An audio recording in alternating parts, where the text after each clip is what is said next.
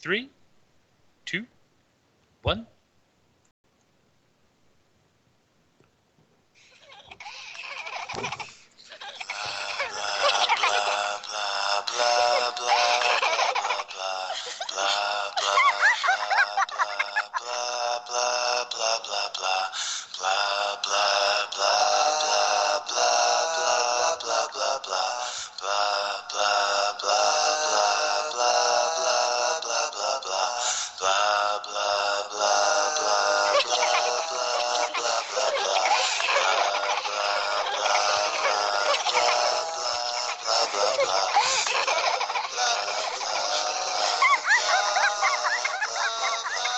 Standing at the intersection of reality and legend. Welcome to Spooky Crossroads with your hosts, Chris Balzano and Tim Weisberg, only on Spooky TV.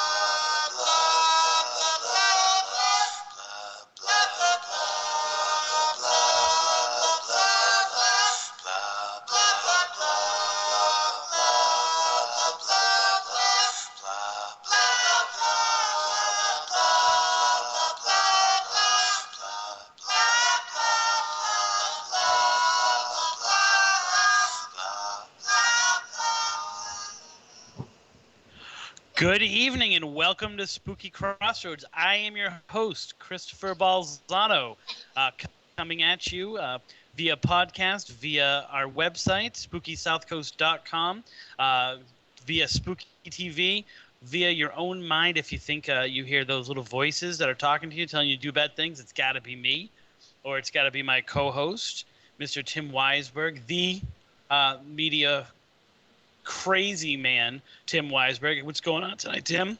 Not much. I would never do that to people. I would never implant thoughts into their minds. I've thought of it. I've honestly especially after having done that show with Marla Brooks a few weeks ago, I've seriously been trying to implant everything I think into people's minds, and it doesn't seem to be working at all. No one's listening to me whatsoever. I don't know. It works for me. And I guess I should say welcome to the the first show of the new year. With the solemn pledge that is now 13 days into existence. The pledge that got me in trouble with my wife. Did you not say September 1st? I'm pretty sure that I heard you say September 1st. I did. I said September 1st for those people who didn't get who are not our friends on Facebook, which you should friend us both, Tim Weisberg and I, and start following the Spooky South Coast Facebook page if you're not. I made a pledge a few weeks ago during the very quickly deleted Spooky Crossroads from the last Wednesday in August, where Tim and I just kind of went off and realized that we were talking between ourselves and no one else would probably care. And I made the pledge that this would be September 1st would mark the beginning of the new year. It would be the new year. My New Year's resolution. We were going to devote ourselves to making all things spooky relevant, and that we were going to start to explore new technologies. We were going to start to explore other ways of getting people not only to listen to the show but enjoy the show, interact with the show, and Tim, taking me fully at my word, which he should, because it is a commitment I'm making, posted up on Facebook the next day, to which my wife had kind of I like to think that it was one of those crazy whack out things where she's pretending, but there's something underneath the pretending, because her birthday's September 1st. And so it was, okay. He's like, so I knew that my date birthday meant something. It's like, so my birthday means that you're going to devote more time away from me, doing things that I don't like. To which, I responded, I love you, and here's a cheap birthday present I just bought at, the gas station on the way home because I forgot it was your birthday. Which isn't right. I remembered it was her birthday, but so this is the I kind of feel like that scene in Contact where they see Hitler and it's like, welcome to the opening of the first games of the new era. This is the first spooky crossroads of the new era. Power year. By the way, I can top that story. Okay, go ahead. You already have guests booked for both my 10-year wedding anniversary and my wife's 35th birthday. Okay, so special guest host Chris Balzano. And I'm going to say this too. Well, one of them we can't because one of them is the Tiffany and Stephanie live call-in show, and I can't do that to you, and I can't do that to Moniz because that would just be way too hectic. But I'll say this: I've noticed that ever since I put up that Facebook post, your wife no longer plays Song Pop against me. I don't know if it's coincidence or not, but you know what? To be honest with you, she said to me she was tired of people nudging her. Yeah. She was like, you know what? Sometimes I can't get to the game quick enough. So no, I feel the same way. It takes me a couple days. She uninstalled it. Yeah, she uninstalled it from her phone completely. So the best is I have a brother-in-law who's very arrogant and very competitive. And he would, I have a feeling he was just staying up at nights, like playing really bad people just to get his fingers like limber to do matches against me. Because we've always had this kind of like, rivalry thing going on. And so I've decided to go the exact opposite with it. It's part of this new kind of attitude I'm trying to take where, I'm like, you know what, dude, you do you, I'll do me. And so I keep letting my kids play against them. There you go. So, which is important because my kids can neither read nor recognize songs quickly. So, although my little one, my 3-year-old, did beat him in heavy metal. Nice. And I was quite proud because she looked and went, "Daddy, Dad!"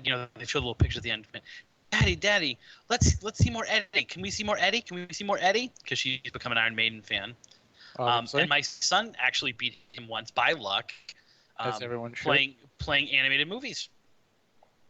Nice. He's like, that's Shrek, Dad, and he clicked on the Shrek. So there you go. There's a benefit to teaching your kids to read right there. So in with this, I wanted to get your opinion on something, which I hope is what this show is. Me thinking deep thoughts and then wanting your opinion on them. We have. So we're gonna make a commitment. We're going to devote ourselves, and we're devoting ourselves to a show, which I think is important to make the distinction that, we are not devoting ourselves to looking for UFOs. We're not devoting ourselves to, all things cryptid and going out there and trying to find. We are devoting ourselves to presenting that stuff to people. Right. But this is kind of like along that question, and I think it might even actually be interesting to pop this other part of the question. But the first part is paranormal obsession. What is too much?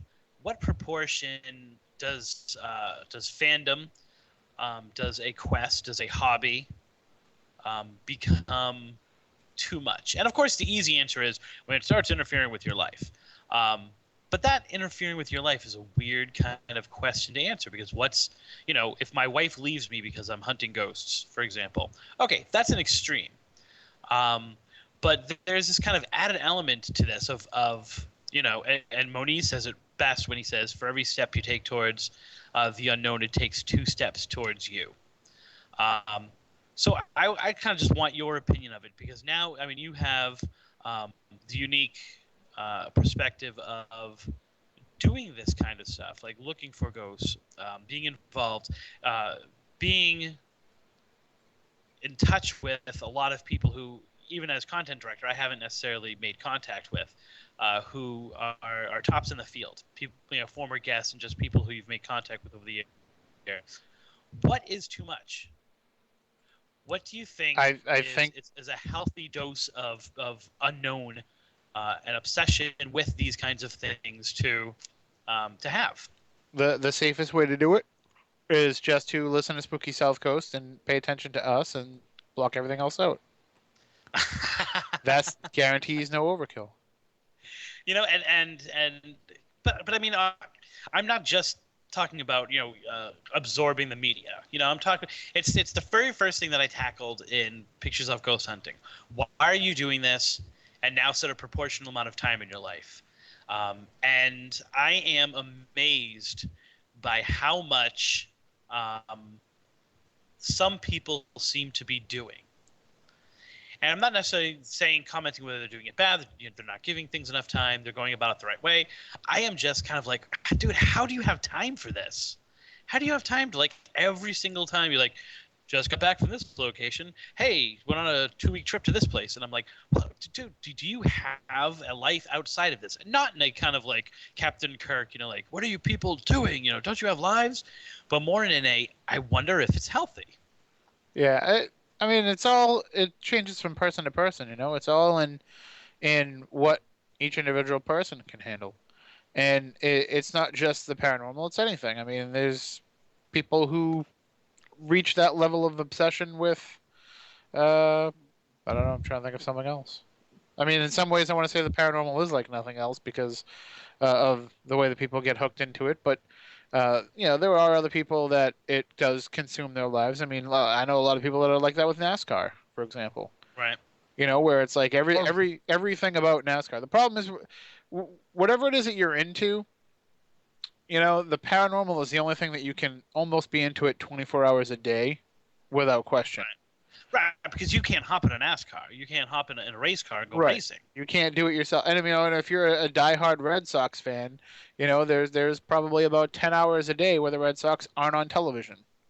But that doesn't mean that you can't, that there isn't 15 different Red Sox shows on your TV that you can fill up your DVR with. There isn't, hours and hours and hours worth of blog talk radio every week about the Red Sox. So I mean, there's forced breathers in your life. There's forced breaks from what it is that you're obsessed with when it comes to other things, and you don't have to have that with the paranormal. And I think sometimes people forget to actually install that into their lives. Well, and like I said, I think that the other thing is that I cannot financially go to every game, but more importantly, I can't be a big however much I obsess about being a genetically altered goalie for the Bruins. Uh-huh. That is not a reality that will ever be part of my life. And yet with this, I can. With this, I can go out and I can do these things, and I can look for ghosts and I can become involved. There's also, as far as I know, there's not necessarily Red Sox conferences or Red Sox Nation shows in the Midwest. Right. That I travel out to the Midwest and I revolve might have been a poor example that I used, but but I understand what you're saying. I mean, even if it's and I always use this as a comparison because it seems so boring, and so I hate to insult people that are into it. But stamp collecting, I'm sure there is stamp collecting, but there seems to be no other thing like this. That okay, I can collect stamps. I can become obsessed. I can spend all my money on it. But I can't go out. I can't go out and watch a stamp collecting show. Like you're saying, I can't DVR 15 hours of stamp collecting, even though I can go to the conference. So there seems to be nothing else that touches our lives more, or can potentially engross our lives and engage our lives and fill, in not necessarily a healthy way, our lives like the paranormal. Right. I guess it's an upside if you're into it and you can find that balance that you can pretty much find whatever it is that you want at whatever time of day you can dedicate to it. If you can only investigate during the day, well, that's fine. You can find places to do that. If you can, only investigate on Sundays from 7 to 12, you can do that. If you want to watch a paranormal television show, those are available. If you can only do internet radio, those are available. It's I don't want to say that it's all encompassing, that it's wide ranged and widespread because the people involved demand it. I think it is because the people who perceive themselves as part of it demand it. You know what I mean? Like, Right. There's a paranormal radio show on every night of the week on these internet stations because there's 300 people that think that they can do a radio show about the paranormal. Right. There isn't 300 radio shows because there's a need for 300 radio shows. I mean, have we checked? Are there 300 radio shows for, There's more than that. I just threw that number out. No, I'm actually, meaning more of are there 300 radio shows for stamp collecting? Are there 300 radio shows for Club Penguin, I'm talking. I'm now going into obsessions that my students have had over the years. Oh, we Or know I mean, about or Club Penguin. Dragon Ball Z. You know what I'm saying? Like, Right. can I watch? But once again, I can't go Super Saiyan on someone. I've tried. It doesn't work. Sorry, Dragon Ball Z reference. I'm not sure if you're a fan. No, I didn't get it. but then and here's kind of the kicker of it is that is with this ability to be consumed with it, does it become from a hobby to a like to a consumption to an obsession? This also seems as if there's a danger in this for me. For me from looking at it, not necessarily me specifically, of like, are there bad forces who are, getting off on this, and making it so that. And I'm not saying it's like, there's some kind of evil plot or anything like that, but like, is it feeding some kind of need? Are we becoming a possessed society, kind of like on this idea? I think that might be a little bit of a stretch. I think it's more the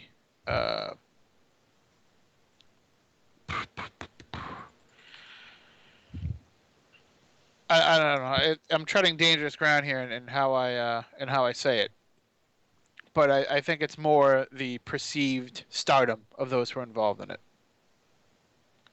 Okay, but isn't vanity a deadly sin? I mean, isn't vanity like? Isn't there a whole like? Isn't Leviathan vanity or something like that? I don't know. But I mean, if you look at the stages of possession, it's not.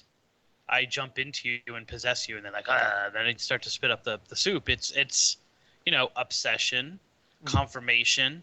You know what I'm saying? Devotion, commitment, and then obsession. And I know those aren't the formal ones. I wish I had my Malachi Martin, but I'm letting a sixth grader read right now. Yeah, I think you were a little off there. I believe it's if I remember right, is it infestation? I thought it was obsession first. Obsession, infestation. I want to say there's something before obsession, but obsession, infestation, then possession, and then perfect possession. But there must be something before obsession. I thought there was devotion before.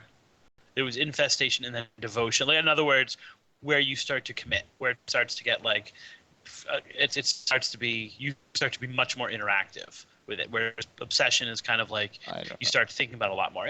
Regardless of what I'm saying, I mean those are such, Malachi Martin, if you're out there somewhere, feel free to spiritually communicate with us. But those that's kind of sounds like the paranormal media cycle that we're in.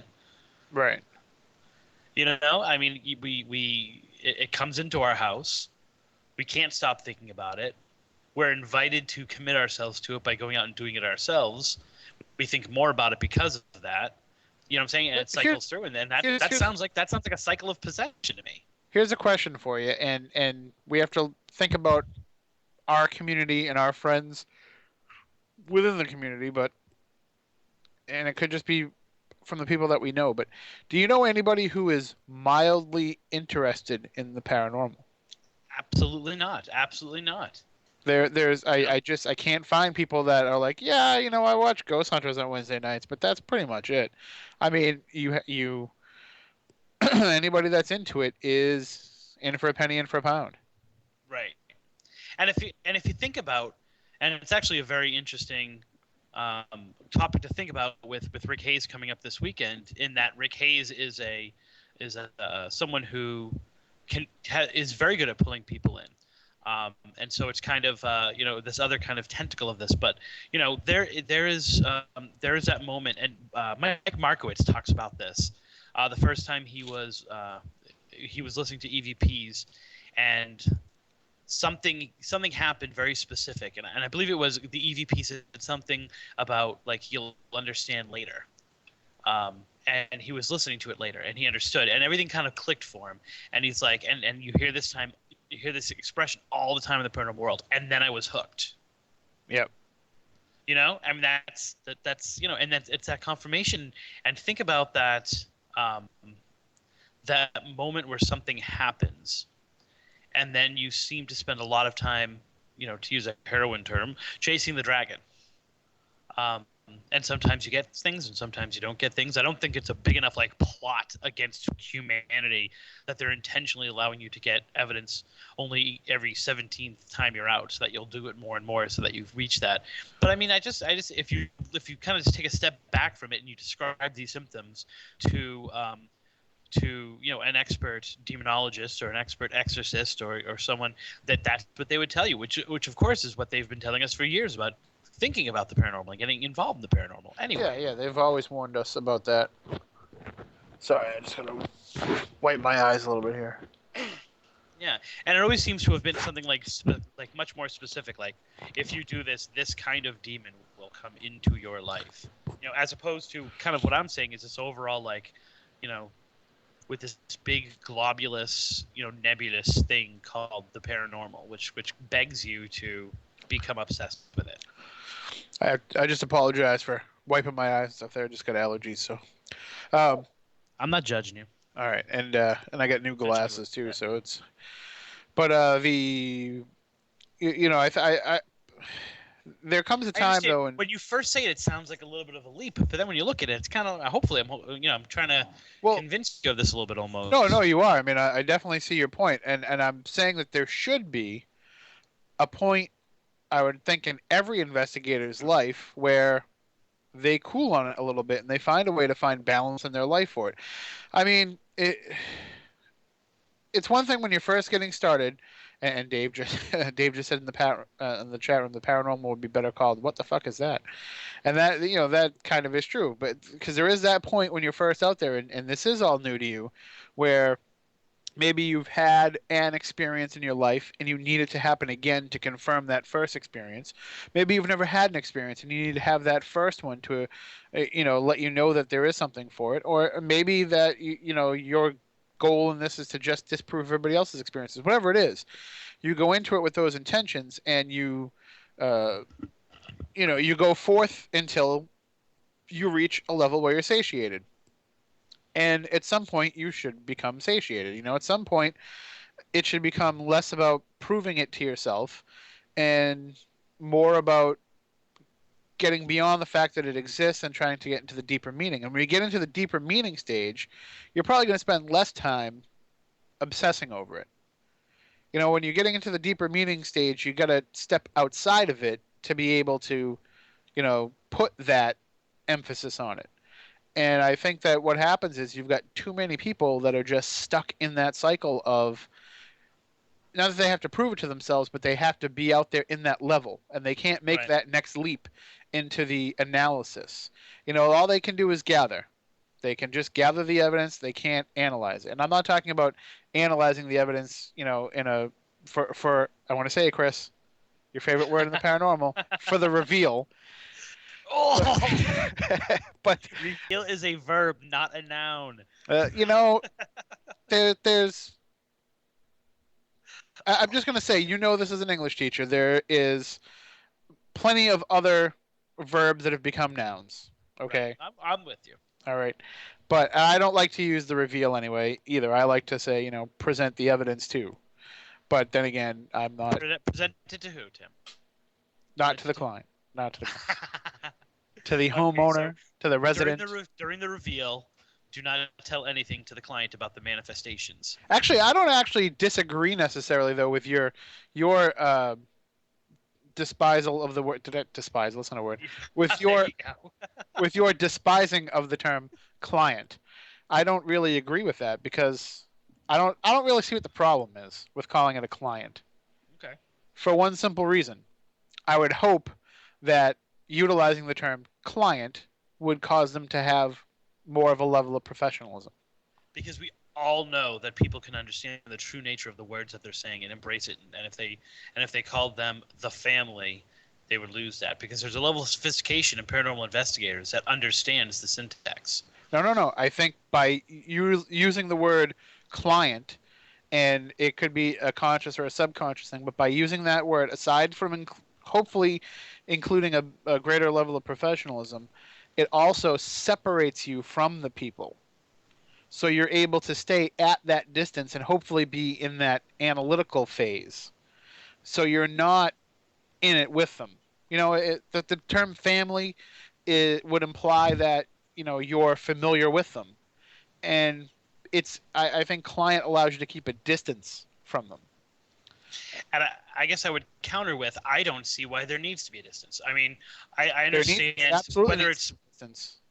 whether it's a scientific explanation of the once you've observed something, you've impacted it, or whether it's to understand the true nature of what's going on and not just blips on a monitor that tell you that something may or may not be there. I think that But that you have to have a level of intimacy with the client to truly be able to understand what's going on there. You have to understand them. You have to, and more importantly, they need to understand you, because you want to make sure that when something really ridiculous happens, and something that they wouldn't share with someone else, that they'll share it with you because they feel as if you're there for them, as opposed to you're just gathering evidence. That's the thing. Take a step back for a minute.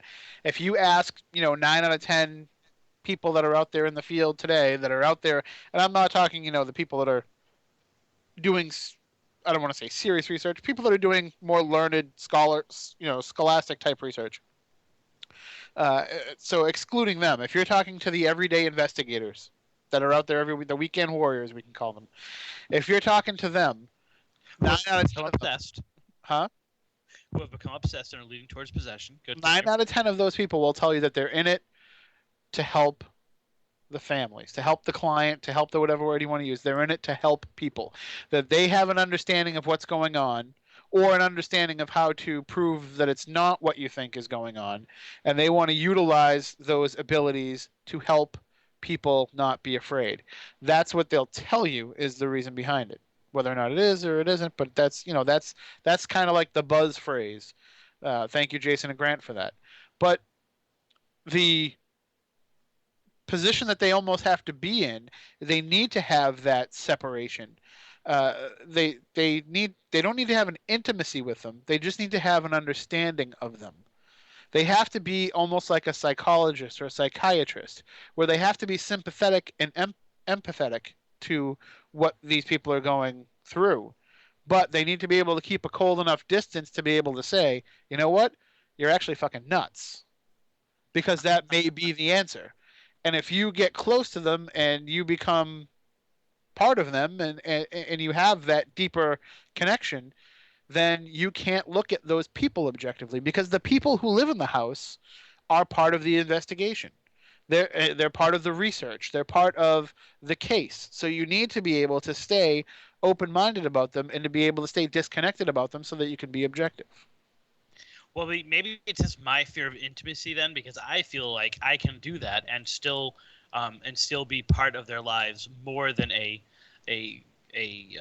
because I guess here we go. If they're the client, what the hell am I? You know, like what title? I mean, because so now I am forced to kind of be in some kind of position of either authority, or some kind of position of service to them, and that maybe it's just my way of working things, which is like you're saying 9 out of 10. Well, I don't really give a fuck what 9 out of 10 people are doing and how they look at it, because I'm saying for me, I hate using the term client. You want you being editorial you, not you right. Want to use that, that's fine. That's, in my opinion, a detached way of looking for something which does everything in its power to attach. And so for me, not the best way to go about it, because I think I can tell my sister that she's fucking crazy. You know what I'm saying? And I think that I can tell her she's crazy because I've seen her in her good and I've seen her in her bad. And guess what? You're in the bad right now. I think that after 37 years, I can tell my mom, no, you're wrong. That's not what's best. Why? Because we've gotten to the point where we can do that. And I think that when you say client, what you're doing is you're setting them apart from you. You can't get close. Your relationship with them is based on a need, as opposed to a desire to understand. And that, for me personally, is not, in my opinion, the best way to go about going after this whole thing, because it is something which attaches itself to, the heart and to the mind and to the soul. And to understand that, now keep in mind, I'm not talking about like going into Lizzie Borden or going into these. I'm talking about actually working with families, and Dave, you're killing me. And you're gonna have to take it, because now Dave's completely got me thinking about Les Mis. Right. So I know that I cut you off. So what were you gonna say? Well, no, what I was going to say was that you actually hit the nail on the head in that answer, and you kind of just glanced over it. But you said, they put themselves in being a position of authority, and that's what this is all about. That's what most of the paranormal field, I'm sorry to say, is about. It's about people putting themselves in that position of authority. They get into it with the best of intentions, I'm sure, but then it gets into this whole group dynamic, and we can do a whole show where we discuss. I mean, we've skirted the issue on Spooky Southcoast quite a bit, but they get into that group dynamic of all of a sudden there has to be a leader, there has to be a founder, a co-founder, a lead investigator, a co-lead investigator, a tech manager, Tech manager. Did I tell you? Yeah, because I know you read the book. My favorite title that I ever found was Skeptic in Training. Mm. Yeah. That's still my favorite paranormal. But I understand, it's like, yeah, and that, once again, vanity. Doesn't Al Pacino in Devil's Advocate, playing the role of Satan, doesn't he say, vanity's always been my favorite sin? Yeah. And that's what I think most of these groups are all about. And, even in this show, where I know it's supposed to be, no holds barred and uncensored and all that kind of stuff, I do want to temper what I'm going to say a little bit, because I'm not trying to insult anybody here. But let's look at the vast majority of paranormal investigators. Were they the popular kids in high school? No. Were they the people who had plenty of friends Except for and me. went out partying on Friday nights, and or were a Nope. lot of them the creative types, the introspective types? And I'm not saying that I'm not calling anybody nerds or losers or anything like that, but what I'm saying is, they were just of the crowd where they didn't always feel like they had somebody to belong. They didn't really feel that they belonged. And I think that, and I'm not insulting people like that. I was like that to a degree, especially in my early teenage years. But I think the paranormal happens for those type of people, for one reason or another. I think that it's maybe that their priorities are different, so they're able to experience it. But maybe it also targets those people. Maybe a lonely person is a good person for a ghost or a demon pretending to be a ghost to try to cozy up to. And that's where your argument gains a lot of credence, because if you are, uh, the dark side, for lack of a better term, and you are looking to target, somebody easy to pull over to your side of things, why not go for that group? And who makes up the paranormal investigators? That group. Right, and we've talked about, because I want to touch upon this part, but I want to go back to something real quick. But if you look at the personalities of people who are there, they are people who, while meek, maybe, and this is a gross generalization, but maybe meek to other people, become dominant within their own. Mm-hmm. You know what I'm saying? Like, in other words, they find their voice within the paranormal very quickly, right? Because of like-minded people, and then so they usually have extreme personalities. It's very hard to find, the meek shall inherit the earth, but they won't be looking for ghosts, it seems. Wow, a lot of biblical references tonight. Which I've never even read the Bible, so you're gonna. No, not even the first 5 books. No, okay. No. I haven't read the first 5 books of Harry Potter, let alone the Bible. I have not read the first 5 books of the Dark Tower, but we're not going to get into that today. It's a whole other show that we. But it's there is. When I was, because you were talking earlier, I want to touch upon your article, which I'm going to repost annually. But before that, I want to you were saying that, um, you know, those people who reach a certain point, you can either kind of be stuck in the mud and keep doing what you're doing, or you can kind of take a step back and start to intellectualize some of this Mhm. and start to look at some of those big pictures. And I kind of get the feeling that when Malachi Martin wrote "Hostage to the Devil," that he was targeting it towards educated people. Mhm. First of all, you need to be educated to understand what the hell that guy is saying. You know, it is not passive reading. It's not, curl up in the bed with, Nora Roberts and Malachi Martin, um, Father Malachi Martin. But I think the case is, have you read Hostage to the Devil? Yeah, I've actually Okay. read a good portion of it. I Okay. ended up leaving it in my truck when I junked it, Ah. so I no longer have a copy of it. So, I one of the things that, as you were talking, sticks out to me is that, just to kind of keep going on with this theme, is that, um, you know we we might be, shooting ourselves in the foot being intellectuals.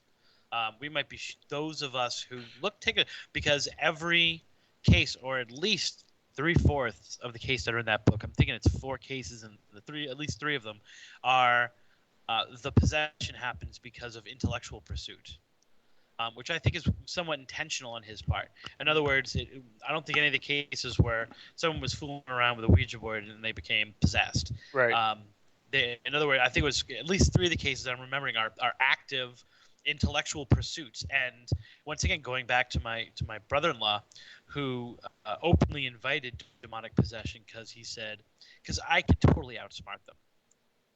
Um, Good game and so plan. it's kind of, yeah, you go do that, because they haven't had time to work on their chops with that, or have infinite knowledge about anything.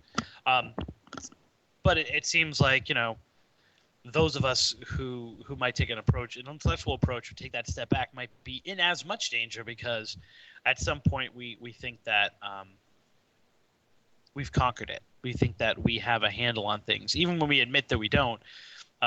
It seems to be like when we use our minds too much, that also allows, the dark side in. There could be a almost like a physical reasoning for that too. Like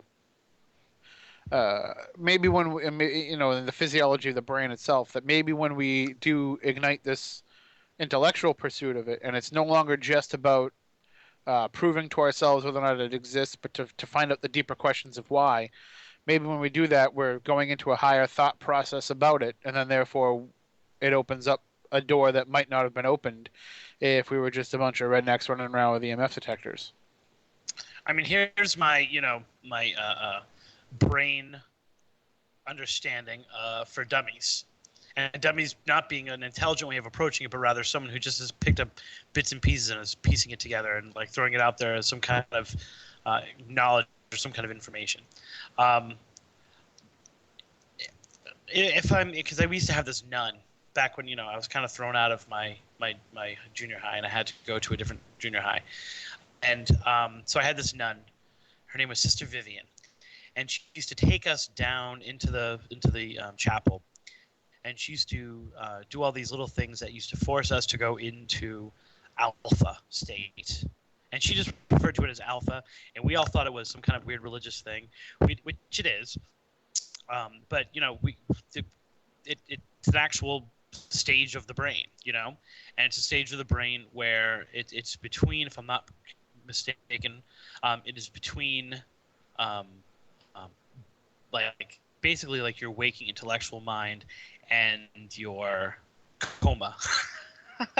Or sleep, I think, and then coma, and then it goes coma, if I remember. But anyway, this is the stage of enlightenment. This is the stage where like revelation can happen to you. And I used to just get bored as hell doing it and make up stories about how I met Jesus in a cabin and like they crashed and I couldn't find Jesus, just so that she would go, "Oh my word, here's an A+ on your test." But I think my point of it is that, when we intellectualize, I think when we start to stimulate our brain, we do kind of go into this kind of alpha state. It seems to be a different wavelength than, than just kind of reactionary stuff. And maybe that's the stage that's kind of dangerous, like you're saying. Hmm. And I almost wonder if there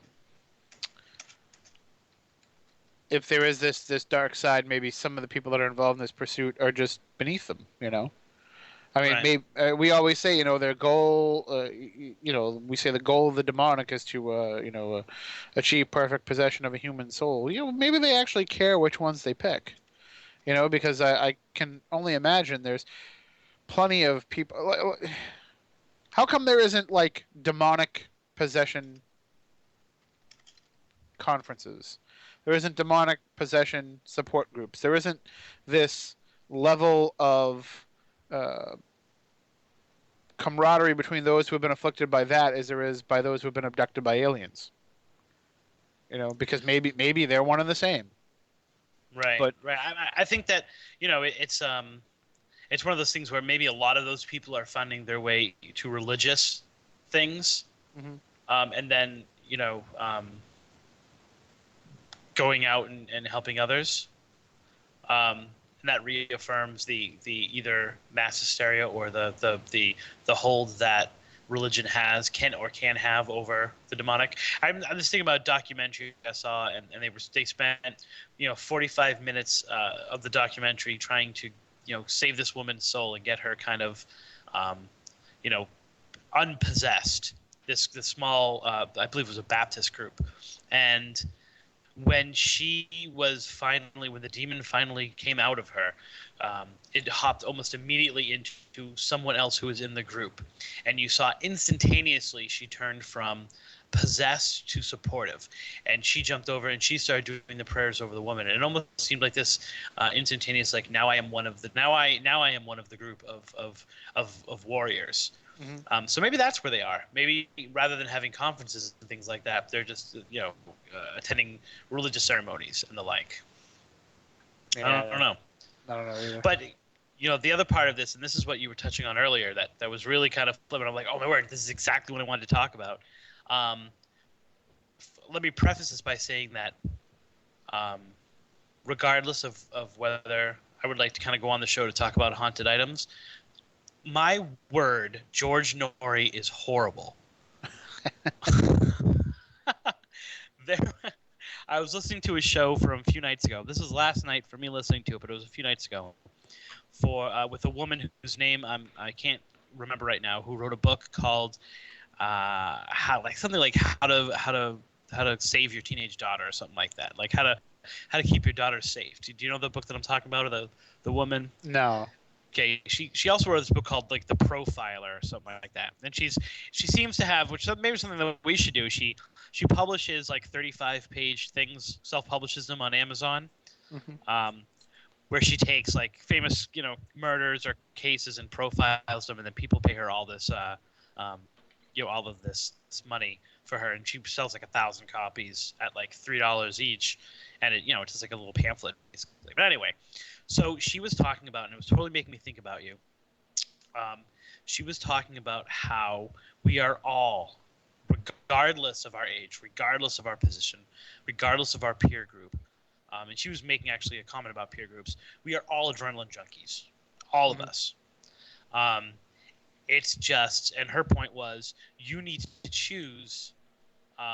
You need to choose the adrenaline that your children like, or the way that your children satisfy that, because you're going to get it one way or the other.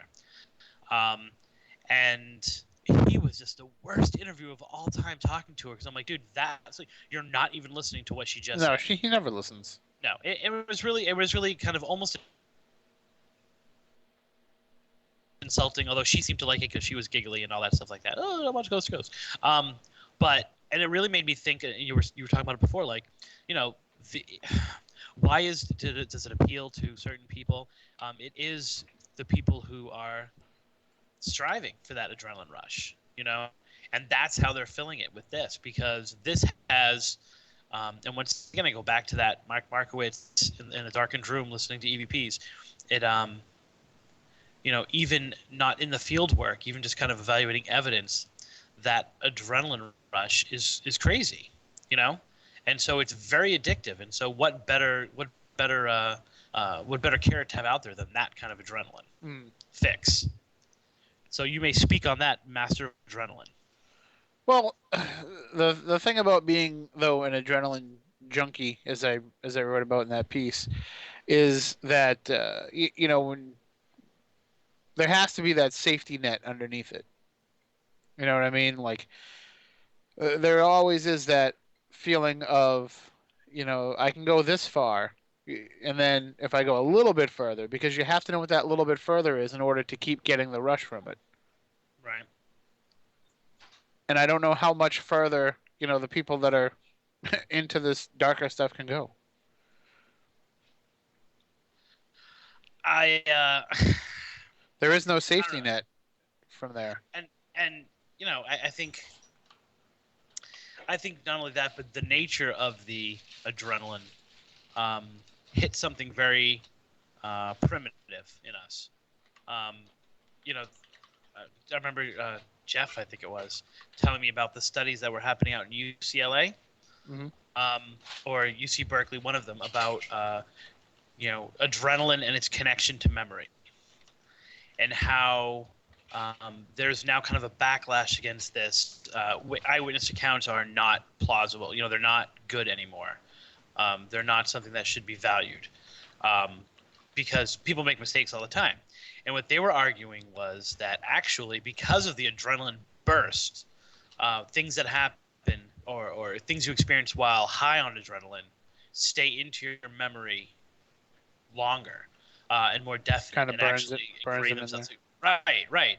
And that goes back to this whole idea of, if you were in the jungle and something attacked you, you needed to remember the moment that you were attacked so that you didn't go to that part of the jungle anymore.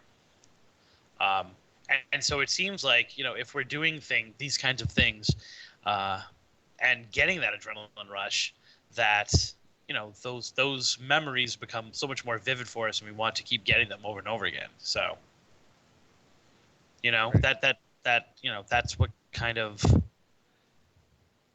ingrains us to continue doing this, which is an obsession. There you go. Well, Fight that fool.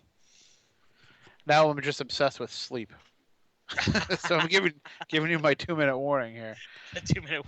And actually, I think most people that are in this field probably get to that point too. Oh, they're just tired. Yeah, no, like at some point they got to rest. I mean, I don't know how they can do it working.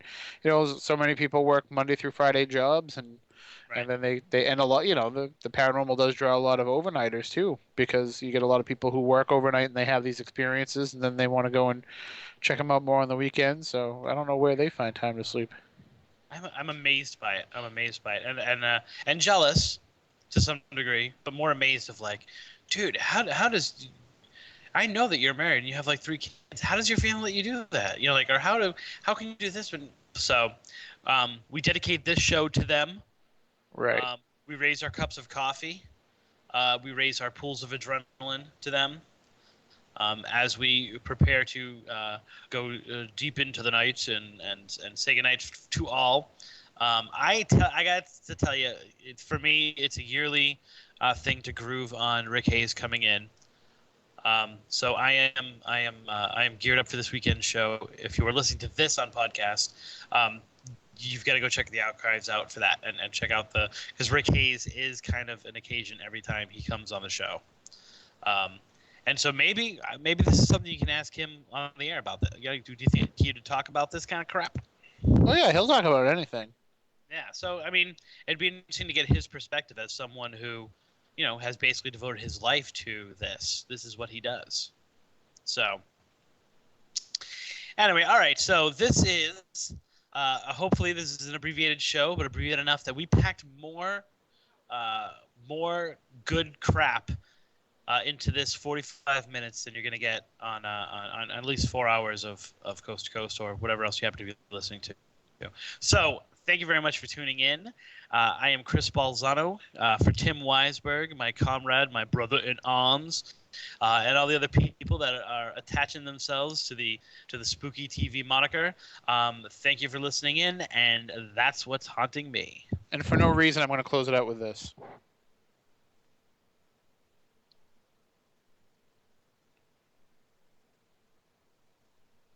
And it's not playing. Oh yeah, because I turned it down. Okay. Do I need? Okay, here we go.